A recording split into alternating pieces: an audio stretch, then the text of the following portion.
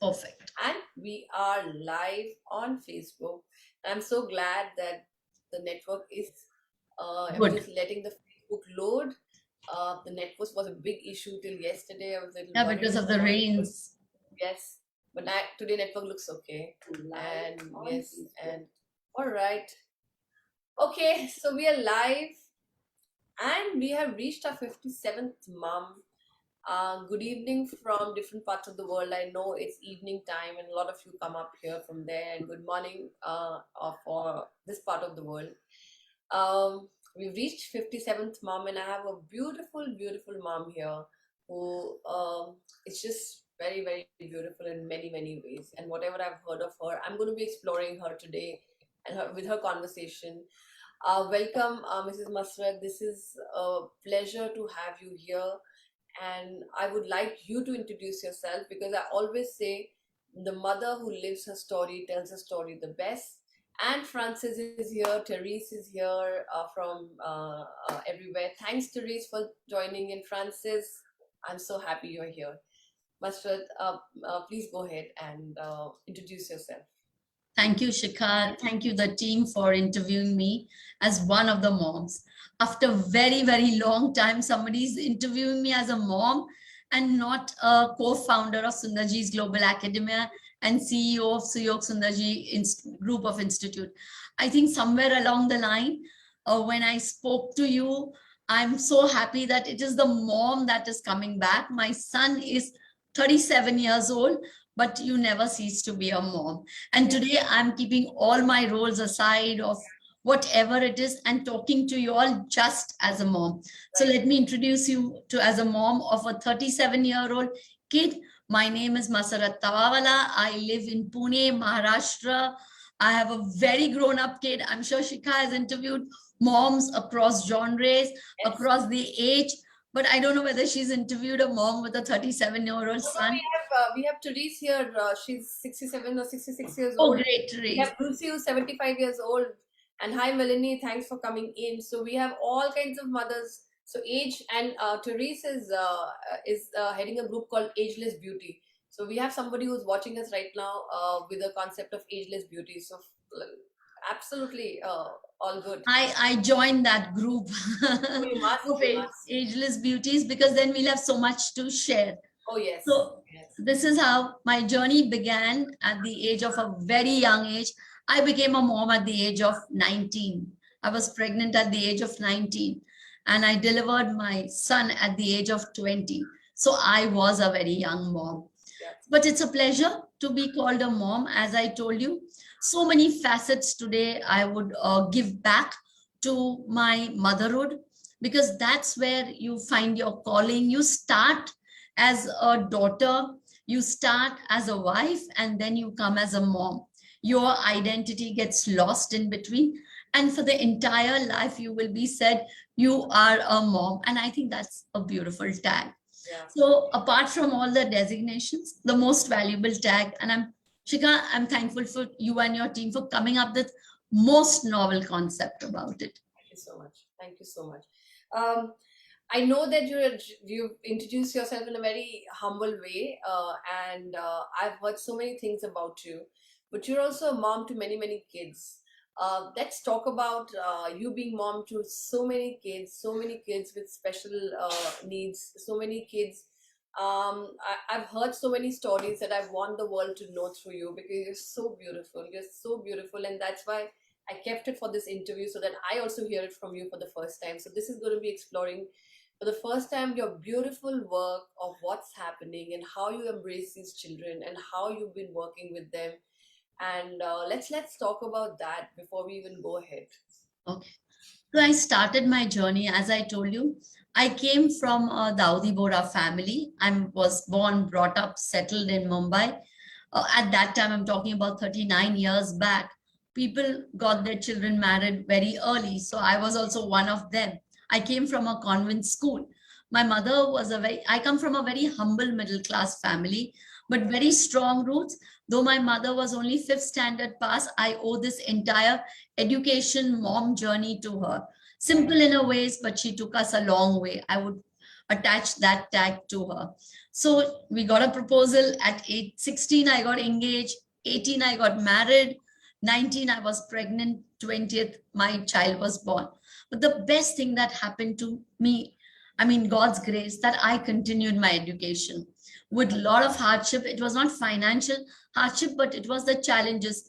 Just imagine, I was from a convent school. I went to St. Xavier's College in the 11th and 12th. You know what St. Xavier's is all about in Mumbai. It's got the hep tag, it's got everything. It's supposed to be the best world where celebrities come, you want to hang out. And there I was at the 18 married, and people used to snub me. And, like the crowd out there is quite different. They would say, oh, how could you get married? And, there are extremists out there, and there are people who have joined movements. You know what it is, St. Xavier's, corridors, kattas, and you were not looked upon because you were married at a very young age. And then to top it all, you went pregnant to college. So that was the death nail. So there were a lot of times when, you were ridiculed, but there was something, the spirit in me kept on going. I said, at 19, 39 years back, I'm sure I did not have any these kind of webinars, no self-image, no self-esteem. It was intrinsic motivation, and it was my mom and my spouse, my husband, Shabbir, who said, we will study. My in-laws who said, go and study. Whatever you want, do it. So that's how I started my journey. That long back in India, that was a beautiful family to support you to do that. Just very, very blessed you are to be in that family for sure.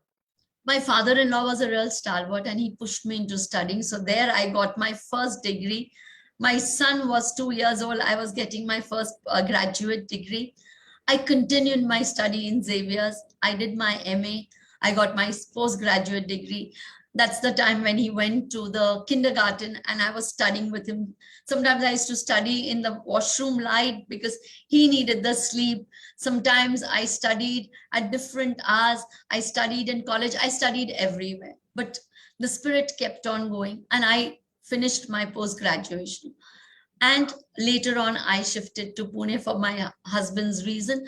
We started our business out here in Mumbai and also in Pune. So we had to shift. Now that was the entire game changer for me, because I was just about 26, 27 there, freshly out of college with all the world of things in your hands, dreams to fly, everything. And my son had to enter his first year of formal schooling. That's the first year. And I came somewhere in May and I couldn't get admission. I have knocked on all the doors. They felt it was not right. At that time, admission was a real task in Pune. You had few schools, not like what it is now. So we knocked on many schools' doors. Finally, I got it somewhere in August. And then I joined back again to study. And I did my second MA. But that time I did it from SNDT. And I used to travel weekends to Mumbai every weekend to attend the contact classes with my little one, 7.5, 8 years old, tag him in the train. Both of us used to have a lovely time. We used to go through the train journey. We used to chit chat. A lot of things were done. Come back on a Sunday night and get back to school, get him back to school. So those were the most beautiful days. I don't remember being so unhappy to travel or whatever it is. For me, I'm a very positive person. So even when I'm down the hill, I will look at that little pathway which I can get, and that makes me more than happy. And that's how I move forward, because from 16 years I've seen that. So there was no other way but to find those little dots and patches to move forward. There was never an ideal situation.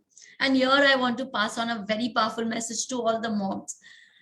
When I was 16 and 18, I may had the financially stability, but certain things do not come with money, does not come with finance. It is you and yourself, the way you are, the way you look at the world, the way you take challenges. Challenges can be blown out of proportion, or challenges can be just made as a stepping stone for your success. I have passed through that for 5 years in St. Xavier's. So at a very young age, you build resilience, and that's how I built resilience. So that's how it started. And I shifted to Pune, settled Huzefa into Bishop's School in Pune. And then I realized that I have nothing much to do. So I used to, at that time, I used to stay in a rented house. I'd still not bought my house. Like I say, money could not get you everything, though I had the stability. Finally, we picked up a house, and opposite my house, I used to stay in Camp Lal Deval, and there was a small nursery going on in somebody's house. And I used to see the kids every morning doing little things, running around. And I said, I wish I could just go and spend 1 hour or 2 hours. So desperate I was. I used to watch them, and I used to go across the road, just take a walk out there to see what they are doing. And one day I plucked up the courage to knock at the door of the person who used to run this. They opened the door, and I asked, can I come in? They did not allow me because I was complete stranger. I still remember the day. And I said, look, I would like to work with kids. If you have anything, I would be very happy. No phones, no cells, no landline. So that's what I said. Very long time I'll come back. back. Yeah, it's a very long time back. I said, I'll come back to you. So every 2, 3 days, I kept on visiting them. I did not get a very positive reply. So far, so good. But I mean, I had nothing at present to hold on to. I applied in Bishop School as a substitute teacher because Huzefa was there. And luckily, they said whenever somebody fractures their hand or gets pregnant or meets with an accident, you will be the one who will be called. I was more than happy. At least I have that ray of hope. And that's the first time I was called when somebody met with an accident. For those 2 months, I was elated. I went with Huzefa. I came back with Huzefa. We had lunches together. I did not know how was the school culture because I was always been a student, but I learned in those 2 months what is staff room politics, what is culture, how people look at you. I'm not a part of them. I'm just a substitute.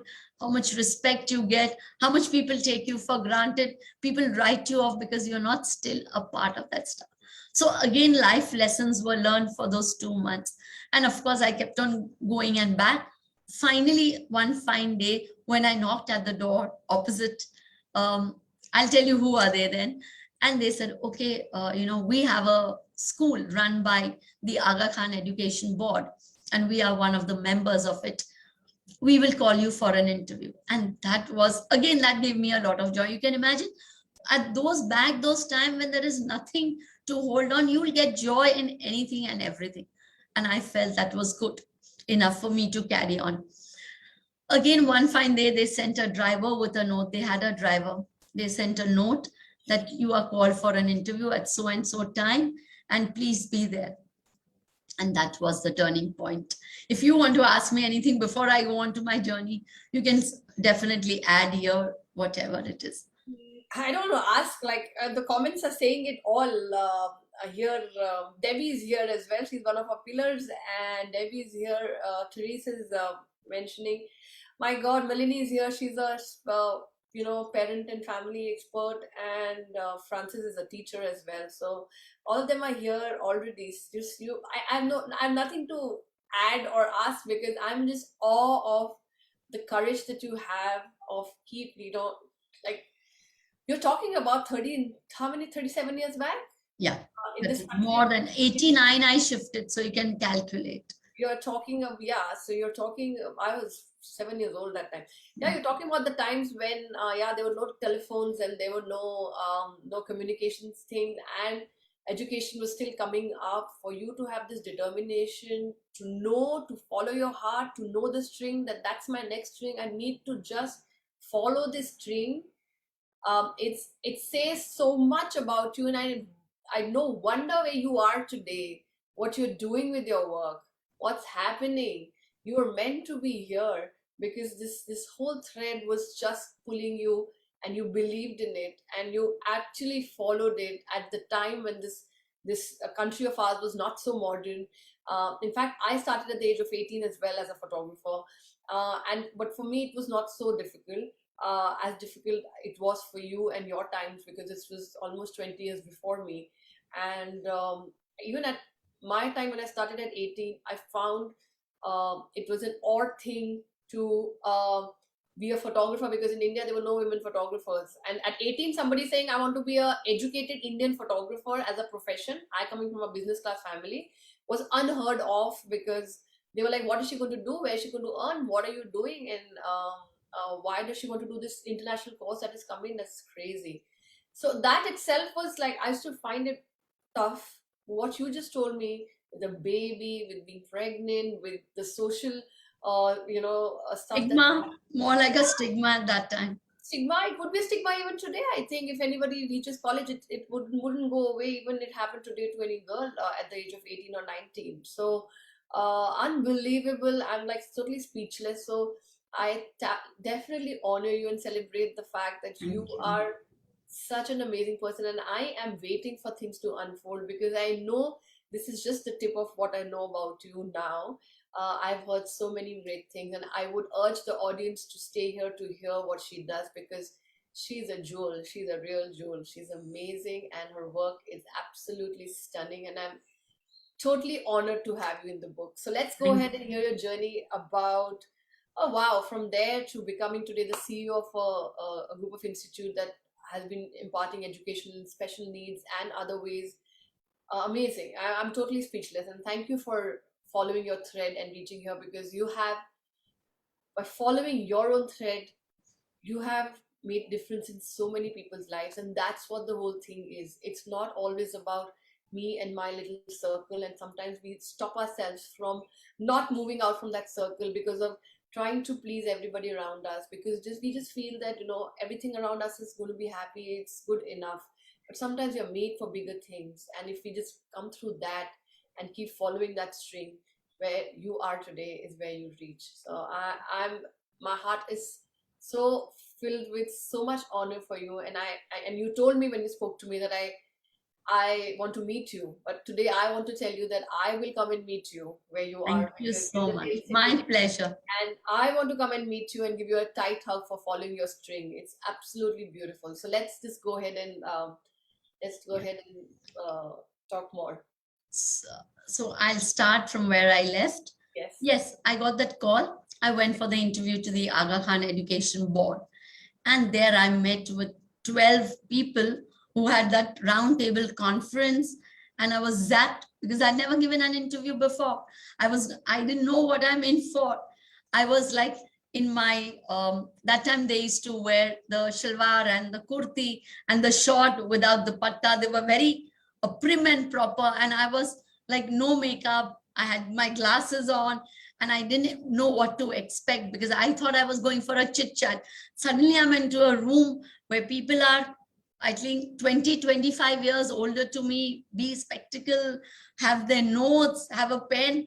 I was just carrying a pen. I didn't even think that I should carry a pocket diary. I mean, then I realized, oh shit, this is the kind of interview I'm going to go in for. I am sure I'm deemed to, I am not going to get through it. Anyway, they started, they asked me the questions here, there. They talked about everything under the sun except what they want me to do. And I was like, when is it coming? When is it coming? Am I going to teach the kindergarten? Am I going to teach the first standard? What is it? It was like a mystery. All 12 people were shooting questions here and there, asking about your education, asking about your family life, asking some questions, what you like to eat, and you've never been to interviews and all that. So anyway, we followed, we chatted, we came back. See, you know what Xavier's and the convent school had taught me is to keep on going. That kind of spirit that you learn from Xavier's when you took part in those festivals of Malhar and talking in the canteen and the katta, you picked up a lot of conversations. You picked up how to deal with them. Maybe you may be very young. You had those teachers who were way above the level of the world at that time. I still remember my anthropology father Massey and all my convent nuns from my school. They had something about them. They had the aura, and that's what we picked up over a period of 17 years. When you did your schooling and college, you consciously unconsciously imbibed a lot of it. You know what to read. You read this, you read that. Maybe you were not all over the place, but you were in that right zone at the right time, as a kid, as a teenager, as an adolescent. And I think that interview was a game changer for me. Whatever I did in school and college, I could just talk about it confidently, flawlessly. English was the most important they wanted, because you were looking out for a teacher. So I think it clicked, but I didn't know what was in their mind. I left with a sad heart, thinking I was not offered anything, because they said, thank you, I may come back to you. And I was wondering what it was. And the substitution in Bishop School came to an end. So, the teacher came back and I was back to square one without anything to do at that point of time. So I opened a small creative class and I took children in the neighborhood and I started something to bank on. And my weekends were going to study was still going on. One fine day, I get a note again that we want you. There is a small annual gathering at our hall, our religious hall, and you are invited for it. I said, now this time I need to dress up properly. I need to be a little more careful. I need to go. I went there. I saw the annual concert. Well done. For those times, an annual concert in a small hall was a great thing. Happy to be. I met those 12 people again. They were like, upper stiff lip. When you call them, they met. I met a lot of people from the Aga Khan Education Board. Happy just meeting them. Came back. Meeting also was a great thing at that time, because I'm going back to the times which are not like this today. And I was again clueless what is happening. Finally, again, after a week, I got a call and they said, we would like to appoint you as a principal of our kindergarten school. And that was something that I was zapped. I mean, I'd never thought about a principal. I had only thought about being a teacher, to be with the kids. So my first being a mom to the kids started from Bishops. After Huzefa, I was mom to the kids in Bishops. And there also I was instantly, there's a connect, because you love your profession, you follow your thread, you're passionate about it. And suddenly I get this, I'm not cut out for it. But then I kept on saying to myself, they must have seen something in me. They must have, looked at it in a different way. They know education better than me. So let me just go for it. I asked people, I asked my parents, I asked my in-laws, because first time I was stepping out of the house, out of 365 days, definitely 300 days I'm going to be. I had to leave by 8:45. I had to adjust the rickshawala's timing of Huzefa's. My husband was very, very supportive. I think today where I've reached, they say behind every man there is a woman. I would put it the other way around. Behind every woman there has to be somebody. It could be your son, it could be your spouse. For me, silently he supported my endeavors. He's not a person who's all over the place. He's not the one who talks about it, but just being there, not cribbing about it, not cribbing about the breakfast that's coming late, or not cribbing about the clothes not being ironed. You need somebody like that. If you do not have, you'll be doing multitasking and stretching like a rubber band. And when you stretch like a rubber band, you and I both know, we are all moms here, you know what it is like. So that rock solid support, to have a person who's calm, quiet, who will go away without a breakfast, but who will not crib, is very, very important. So I want to pass a very strong message to all the spouses. You need to be that if you want your spouses to move, or your moms to move, or your children's moms to move. And this 21st century, you have to give a place to each mom. You may not be a CEO, you may not be a photographer like you and me, but you need that identity for yourself. You need your kids to fall back on you. Okay, my mom is that little something in her own way. It could be a speck, or it could be you are CEO of a globe. That doesn't matter to a kid today. But the kid wants to see the mom in the best identity. She may do a cooking class and he's happy about it. You may not do anything, but you may have your self-respect. You may stand up for your right. The kid along the way is getting a very strong message that this is my mom who's strong, who's resilient, who will build, who will stand by me. And I think that's the message we kept on passing as both husband and wife, or me alone, that the challenges I'm going through, I'm studying in Bombay, I'm going for interviews. We were from a joint family, we became a nuclear family. So that was the change which we had to go through. And again, then my in-laws came and stayed back with me. So I think along the line, your kid is seeing all that. And you as a mom need to just live your life up properly, I would say ethically, morally right. Most important, ethically, morally right, you will see a most beautiful kid coming up in life. And I don't think that's a better way to bring up a kid. You may send him to the best of schools, best of classes, best of everything, but you will have to be a living example for your kids. Oh, absolutely, I agree. And uh, I think I totally agree with all these things. I definitely am sitting here. My little one has been taken care with Rohit, my husband, and he, pushes his meetings because these lives are going on, and there's a lot of support, and there's always a yes, because what I'm doing here is total insanity for many, many people. These 100 moms sitting in front of, what is she talking about? She's so talented. She could have earned so much money. What is she sitting doing here, bringing this whole thing together? There are a lot of questions. Will she be able to do it? Will she be able to do it without the sponsors? She keeps announcing, "Oh, this much money will go to charity." But when I go back to him, and all he has is this smile, and he's like, "What's next? And what's next?" And that support really uplifts you and makes you. And what you talked about, the stretching like rubber band doesn't happen. And also about the living example, not only to say that we do something in our life, but when a mother says that she matters to herself, her dream matters, her showing up matters in any way, for whatever she is, her children, like I was researching with a mom, and then she said, I have daughters. What you are saying, I must do, because I have daughters and I need to raise them with this whole self image, etc. So I said, you know what, I have sons, and my sons need to grow up and know that their women in their life need this.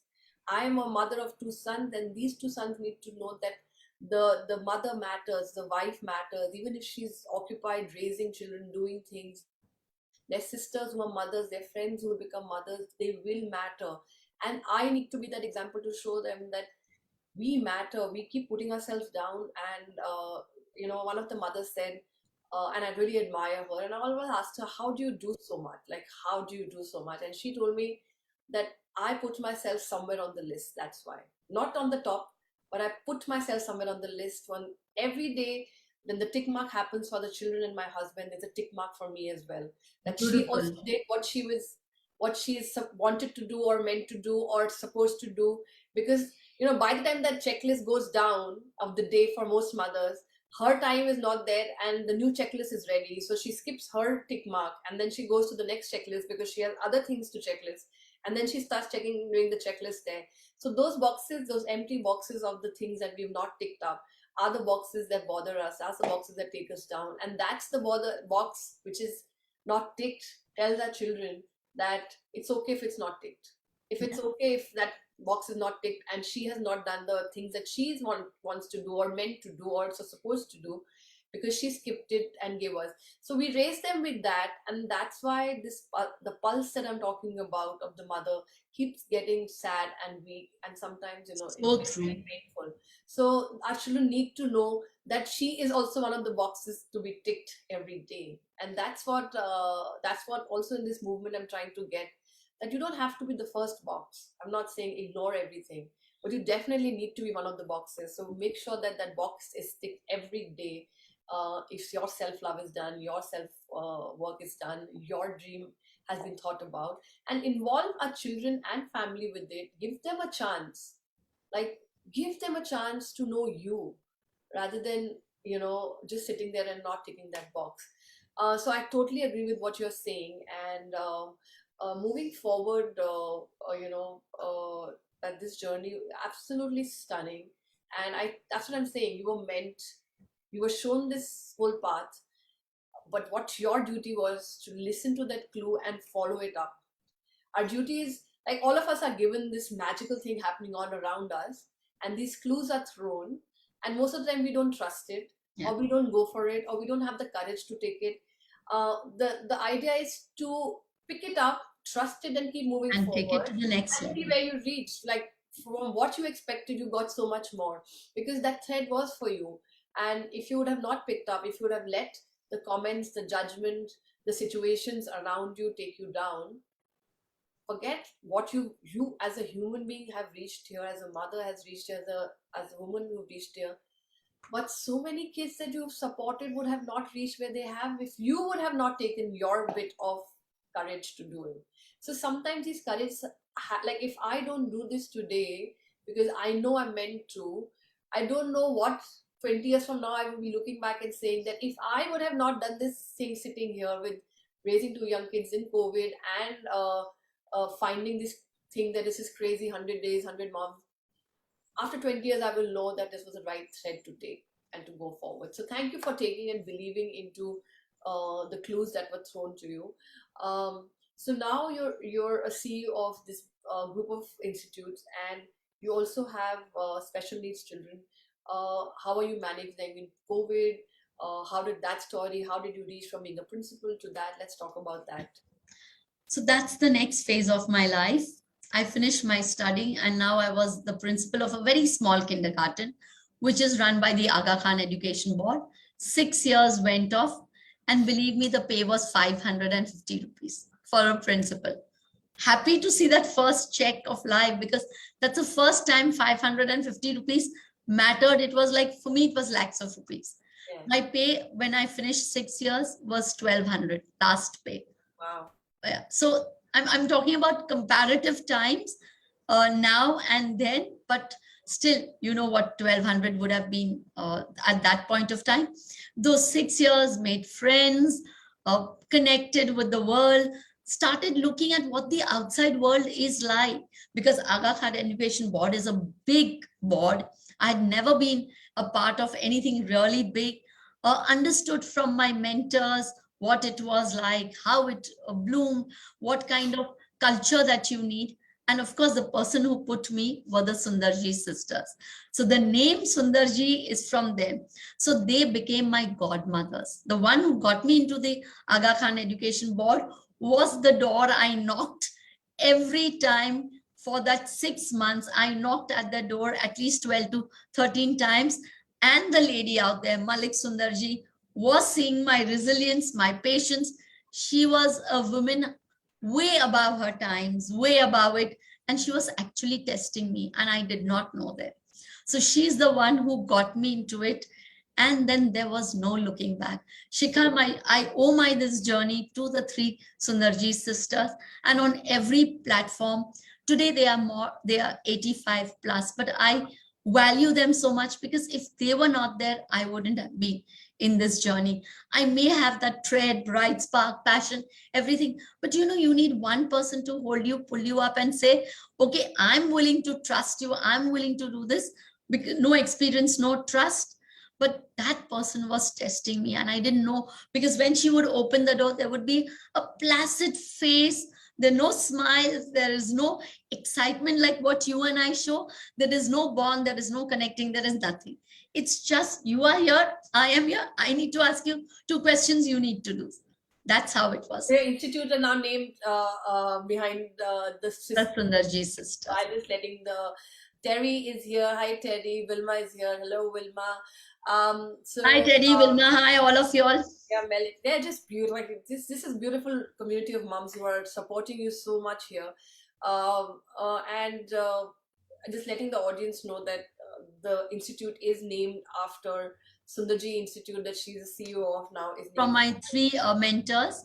The Sundarji sisters are the 3 sisters. Let me just put it across like that: Jena Sundarji, Malik Sundarji, Zarina Sundarji.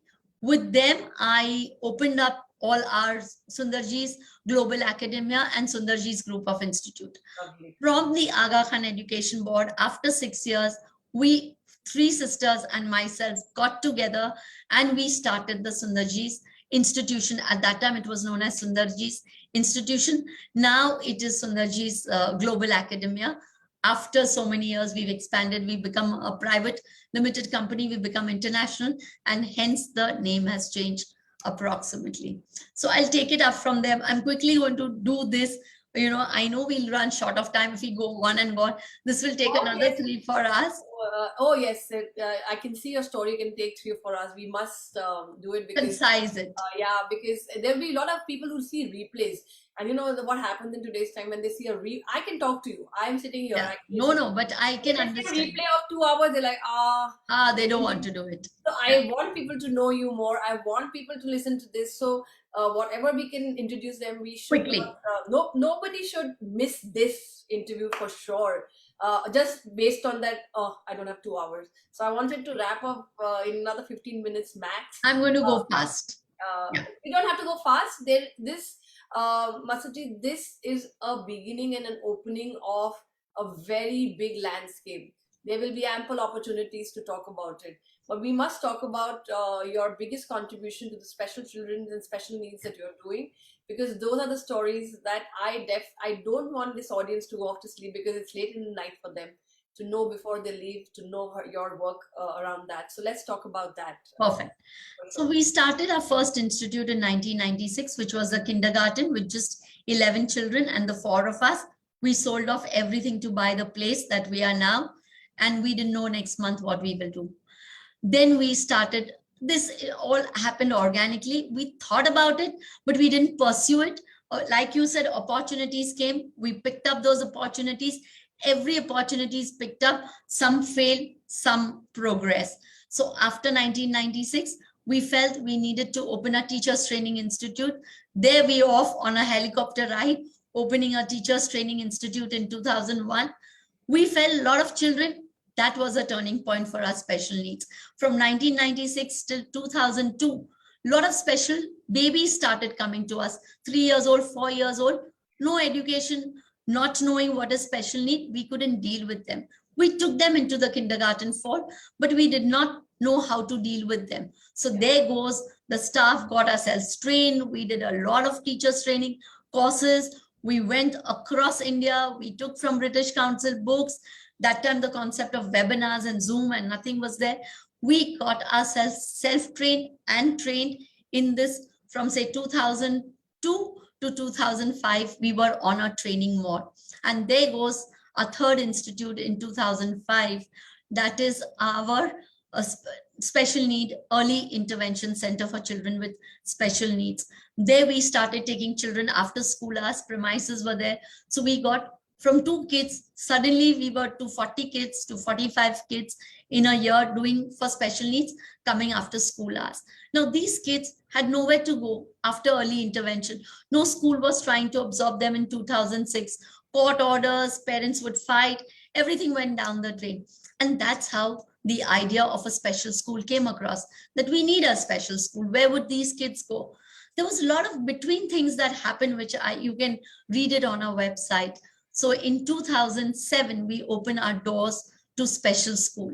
We did not have the premises. So we used to do kindergarten in the morning, afternoon special school, and early intervention center, one room devoted to it. So everything was going on, and teachers training was also going off. In that 3,000 square feet, we fitted everything and we slogged it out. From 8:45, 8:30 in the morning till 7:30, we were there. We were sweeping, we were organizing. We did not know how to use computers, challenges galore, physically going everywhere. But we were a band of those warriors, educational warriors who wanted to make our journey successful. There were obstacles, stepping back, setbacks, all it was a part and parcel for it. But we had 4 institute in the kitty and children were coming in, and people started believing in us more than we believed in ourselves. And we kept the torch going. And there were, of course, I can keep on. The journey was never so simple. But 2007 special school was there, and there was no shutting down. I faced a lot of opposition and all. My normal kids, mainstream kids, did not want to come to school. I lost 10, 15 admissions in the bargain, but I was there that special children will be a part of my school. In the kindergarten, it will be an inclusive. Then they will be going to the special school. Some will go to the early intervention center. My teachers training course, which is 1 year recognized by the government, I saw to it that they had a paper in special education, fought with the government to have a paper in special education. And then in very recently, opened the doors to a CBSE school, totally inclusive. So in 250 children, I have 40 children of special needs in an inclusive CBSE school. First CBSE school in Pune to have an early intervention center, OT, speech as a part of the school. So today I can say, if I have to summarize, that special children have become a part of my life. I practice inclusion in the garden, at theaters, I advocate for inclusion. I do everything. I have a Rotary club for my special children, an Interact club, and I have touched hearts of so many special children. And you can say it's like a bouquet of flowers. You name the syndrome, you name the disability, you name the neurodiversity, and they are with me. Whether it's LD, cerebral palsy, Cornelia de Lange, or Tourette syndrome, or you can say autism. Now, of course, my focus is more on autism, because to tell the world, autism is very high. We partner with a lot of hospitals, KM, Dinanath Mangeshkar, to absorb children from there to our centers. Today, we have 3 early intervention centers at Shankar Shet Road, at Fatima Nagar, at Wagoli, 1 special school, 2 special ed course running, a whole lot of trainings running throughout the year for special children. And we practice inclusion right from our kindergarten to our teachers training college. They all are a part and pass. We have a vocational center, skill development center. We partner with industries for job employment. We give vocations to them. We partner with hotels to see that our children are absorbed. We partner with industrialists. We partner with Rotary clubs, NGOs, as and when we can. But my most important thing is to see a life for them, dignified life, employment for them, financial stability for them, and something that after their parents are not there, there's always a question mark. We are not living abroad where social security, everything will be there. How do the children take care? So now we are looking at assisted living solutions. So day in and day night, we look for those, every opportunity in every little stone, where can we make a difference? And that's what the team is doing. Today, we have more than 120 people with us, and all our mainstream teachers, very proud to say, are trained as special educators. Every bit of their training in special education, they know checklists, they know a diagnostic, they know how to use universal design of learning for special children in mainstream classrooms. We partner with the best schools of the world to learn. We are constantly learning. We've not said we are the end.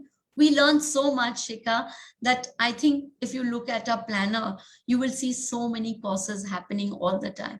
Our teachers have to, if you join Sundarji's Global Academia or Suyog Sundarji Group of Institute, you will be a lifelong learner. You cannot do without not learning. That's in short, at present, what is happening. So can I just request my audience to actually send so much hearts to her here in the chat? And are we not speechless with having such a gorgeous mother with us?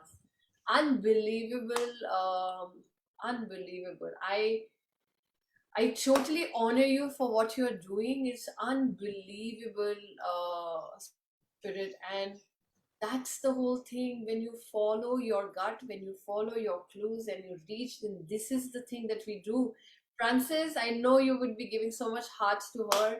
Frances is also a teacher, and she really understands what you're saying. And Melanie is also here, just love the passion for working with special children and consistent learning to better yourself. These are my pillars as well. And I'm totally speechless because I know you're not stopping. I know you're not stopping. I don't want to. Though I'm 57, I pray to God that can you give me another 10 years to work like this? Because now the world has opened up. I struggle so much, but I feel the people who are born now and who have the means, webinar, Zoom, Microsoft Teams, the world is much easier. Like technology, artificial intelligence, augmented reality, virtual, what not you don't have today to make your struggle easier. Of course, you may have other struggles. So I pray every day, and I have so much to do. I have so much to do. you're not leaving so soon from this planet. No, but I I mean, say that. just there's so much to do. I Yes. mean, there's so much of excitement And I still at the love that, and institute. I totally love that, and I am honestly very honored to have you in the book, because you're like, this book has called you because you need to inspire the world with your stories now. It's not limiting you here. This is a world book coming out, and through you, now many people across the world, I can guarantee you that this book is going to now take you to a platform, and because the mothers that we have are going to embrace this and going to take this forward globally for you. And I will do anything definitely to Thanks. promote it to the level that it needs recognition. And before we wrap up, any special story that you have, would you like to share, that's touched your heart during this process of getting so much inclusion into our country? Anything that's specifically you remember as a beautiful story before we wrap up? And then we'll talk about your dream and we can wrap up the interview. So I want to tell you, not one, but I mean, I'll just summarize it. So many special stories into one.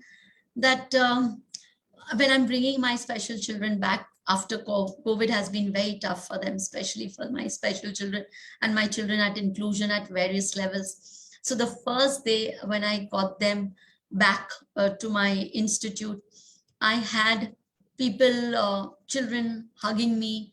I had parents touching my feet. I had, because even in online, we did it very differently. We saw to it that they came on Saturdays, just passed and saw the school, went back, just climbed the steps when we were not allowed. Also, like as if you're going to take a bazaar, we did a lot of things, Shika. We saw to it if that kid is going out even once a week for sunlight or something, it would be at our path, our school path. And we used to stand there, we would wave them, they would pass by the car and they would go back. So we've done those little things which we would be allowed by the government. And I could see the kid, looking at us and, looking at the back, like as if there were dogs, that, how a dog looks out of the window, my special kids would be longing to come back to school. Then they would climb up the steps and they would look at everything. This, especially for autistic, when that smile would come on their face, because communication is a problem, social interaction is a problem, they are non-verbal. Touching the walls is a problem. Touching my hand is a, you know was soothing to them. And then the parents told me, they touched the school walls, they touched your hand, they looked at you, the week went well, they were calm, they were peaceful, they got sleep in the night. So those were so many stories that came up during the COVID, and we realized what impact we could make in their lives. And that, got us on our feet faster than ever to see that what more we could get them back, what kind of therapies we could do online, offline. Can we do home visits? Can we show our face? Could there be a video calls? So we crossed limits and boundaries, and those stories are heart-wrenching. I can give you of every kid. Suddenly, after 1 year, the kid had grown taller, handsome, had a mustache.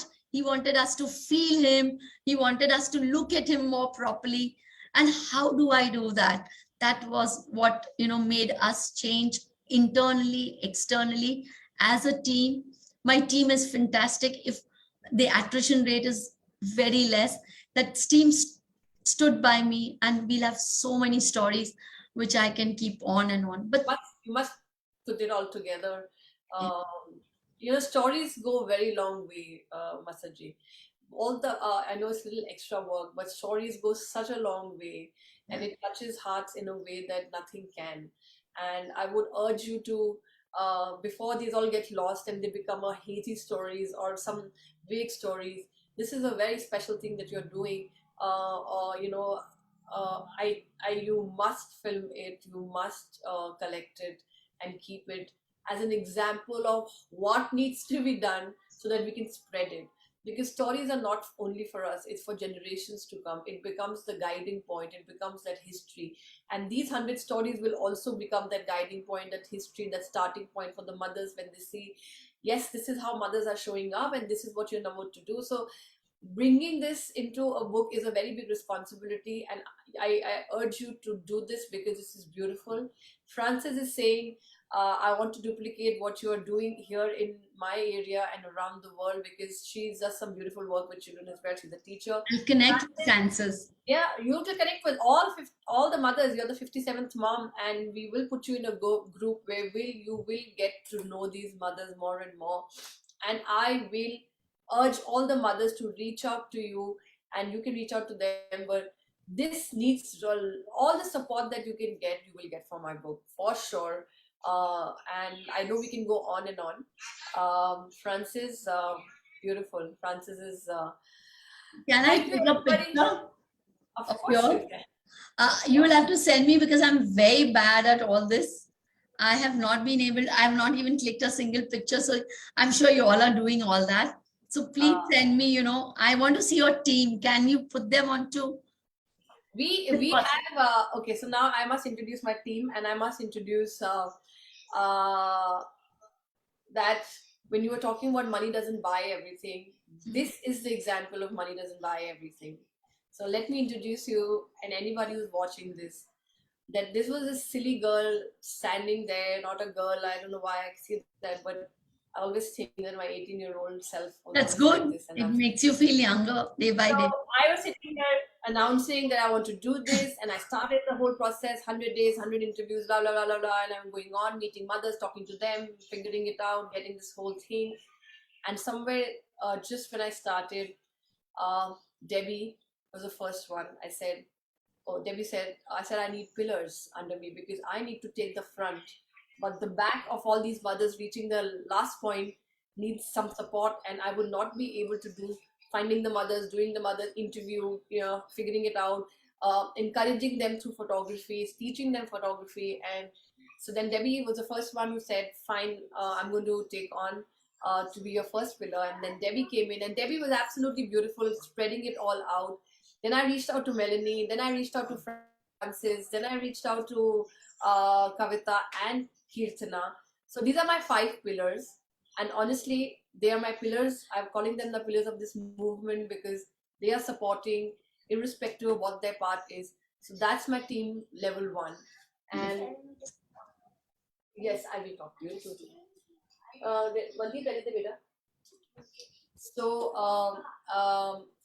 So my son's school is to start. So there's a one level of pillars that I have who are working with me. Sorry, we can't get disturbed, baby. I can't talk.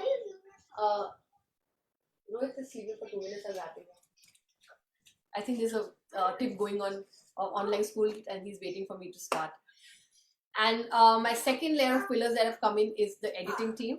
Sumitra and Elizabeth. Samantha had offered, but she has work, and she's doing so well that we had to release her. So that's my second layer. I have a beautiful girl who's lost her father just a few months back at the age of 45. Her father was. She has 7 siblings. So she's coming in, supporting me, putting my lights, putting my stuff, putting my schedule, putting everything together. And all these mothers are the next level of team that I have. Lovely. All this is happening across the world. People are supporting it, and I have 5 cheerleaders, and they are men who are cheerleading this thing, who are constantly doing whatever they can to cheerlead this, to spread the message, to bring the people to do that. So, and you tell me, what's my team? One, all these 57 mothers are my team right now because they are taking it ahead. The next level of team is my pillars who are talking to individual mothers. I will hand you over to one pillar as well, who are going to be talking to mothers, taking them, bringing their stories, making sure that they complete it. And then the editing team, who's like writing one story stuff, they are writing and rewriting 100 stories. Wow. That's and supporting it. close to the team. All with not even one person saying that will we be paid for it. They're all here because of the pulse of this. They're all here because of what you are very, very fortunate. Oh, I am totally blessed, and I know that this project is totally blessed with people like you coming in. I think my son is sitting right here next to me. He needs to start his class, and he's not going to do it till the time I do not leave. Definitely. I think we need to wrap up. So we need to wrap up. Before we wrap up, what's your dream? Let's quickly talk about your dream. Dream is to open an autism ashram, help people for assisted living solution, And the dream with our government is to see that we have an inclusive society. A child walking on the road, adolescent in workplace, financially independent, not making millions, but enough to survive, and a decent life for himself. That's the dream I need to fulfill for all those adolescents, kids, adults sitting out there who need our help. I wish people would join the inclusive movement. I would want to start from the kindergarten to schools. Please, humble request, Shika, through your platform. Schools are not open for it. They do not want to do it. They are in their own cocoon, very happy making their own plans. But where are these 12 million children going to go in our country? Census of 2011 says 12 million. This is 21, so there'll be many more addition to it. We have about 20, about 12 to 13 kids in every class who are inclusive. Think about it, what it is going to be like if we do not have an inclusive society. We'll have more antisocial elements. We'll have children, adolescent on the wrong side of the law. Ours is a nation which will be in a little more chaos if these kids are not taken care of. So hoping for an inclusive world in a real sense. Oh, absolutely. And I absolutely stand by you for that. And just to quickly tell you that, the story comes to me.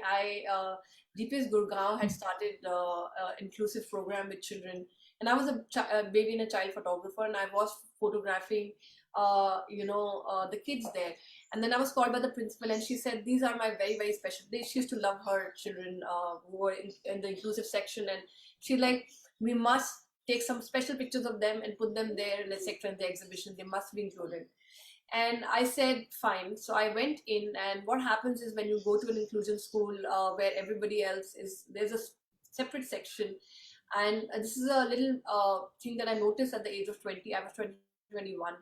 And when I entered, the teacher said, okay, this child has this disability, so be careful. This child has this disability, so be careful. And because I was this 20-year-old girl with this camera, nobody heard what is she going to do, what does she know about it. So I stopped. I said, can you not introduce me to these kids with what disabilities they have? Can you just tell me their names? And I remember that I took the names and I started talking to them, and I started playing music, and I started, we were playing with candies, we were doing things, and we were laughing, and we were doing a lot of stuff, and I did that shoot. And then I had kids laughing away, they were laughing. Beautiful connect. Right? And I will share those pictures with you. And then I said, I went to the principal, and she was in tears, and she's like, nobody has seen my kids the way you are seeing them. How did you see this in them, and how did you bring it out? So I said, I just have one request. You're calling it an inclusion program. Do not have a separate section. Never. Mix them up with the same pictures with regular kids. And I can guarantee you, not a single person through these pictures, because nobody could tell that they had any kind of disability when I photographed them. Nobody could figure it out, and that happened. I told the principal that let's just mix them up, and I will take it up if anybody can point out that this one is a special child or this one, because all they were doing were hugging and laughing, right? Yeah. Nobody could figure out that happened. And I went ahead and shot Tamanna as well from the Chona Tamanna Special Needs Foundation as well. And didn't have a score there. So I worked with them and I photographed them because I never made them feel they were special. They were just one of us. And you did inclusion in photography. I did. I did at the age of 21. At the age of 21, I knew that what the word inclusion meant. And in my pictures, nobody knows that this child cannot see and this child cannot hear. All they could just see was smiles and hugs and etc. So I definitely know what you're talking about, and I hats off to you. I shall go to my mother duty now and move forward and start the day for my kids. It's been 3 hours for my older one since he's seen me, or for the younger one. So I'll step out and they'll be. I think you need to attend. Yes. I need to go ahead.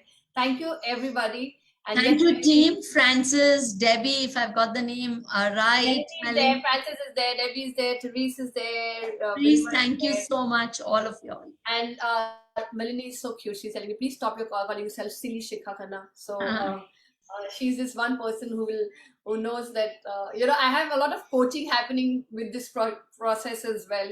Because Right. anytime I use a word that is that's not positive, my coaches here keep saying, "Don't say the word. I hope this happens. This is It happening." will happen. Don't, no, it is happening. They've changed my whole statement. It is Okay, happening. it is We've already happening. found 57 mothers. It's It's happening. amazing. And 57 mothers is a big, big oh, we achievement. find all 100 and we'll find millions through this for sure. Right. Thank you so much. And I My will go pleasure. off live. Thank you, everybody. It was a beautiful chat. You must go and feel and reply to these chats because they are just beautiful mothers here supporting us. Thank you so much. We'll go off live. Don't go off the screen. Yeah.